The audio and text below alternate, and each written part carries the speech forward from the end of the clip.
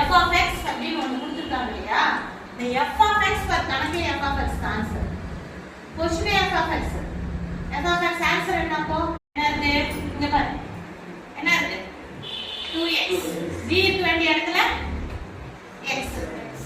இங்க பாருமா, இங்க இருக்கு பாரு